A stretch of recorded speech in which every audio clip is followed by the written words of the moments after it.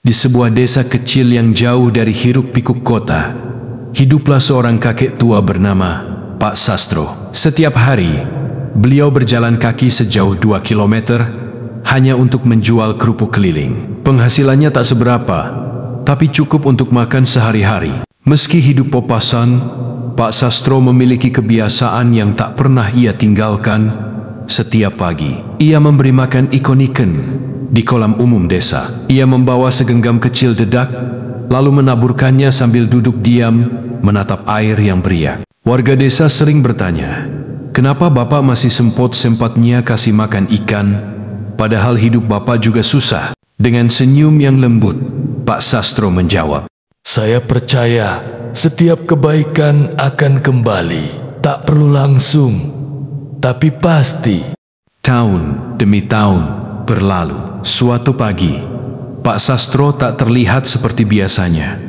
Kolam itu sunyi, tak ada taburan dedak, tak ada riak air. Seorang pemuda bernama Dimas yang sejak kecil sering melihat Pak Sastro merasa khawatir. Ia pun mencari ke rumahnya, dan benar saja, Pak Sastro sedang sakit, tak punya biaya untuk berobat, tak ada keluarga yang merawat. Dimas lalu tergerak. Ia membuat video singkat tentang Pak Sastro, tentang sedekah kecilnya yang selama ini tak banyak orang peduli.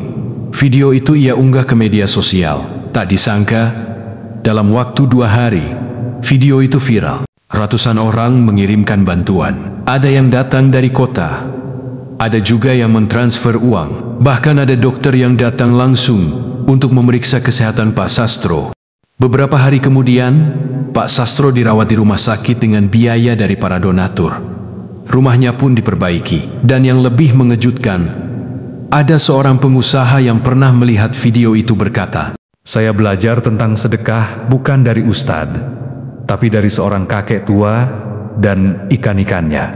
Pak Sastro pulih, dan saat ditanya apa yang membuatnya terus bersedekah walau hidup susah, beliau hanya menjawab, karena air yang mengalir itu tidak pernah bau. Saya ingin hidup saya mengalir, bukan mengendap.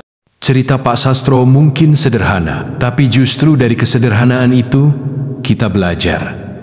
Sedekah itu bukan soal jumlah, tapi soal keikhlasan. Bisa jadi, satu genggam dedak yang kita beri, membuka pintu rezeki tak terduga untuk masa depan kita. Maka jika hari ini kamu punya sedikit saja, berbagilah. Karena kamu tak pernah tahu kebaikan kecil mana yang akan menyelamatkanmu suatu hari nanti.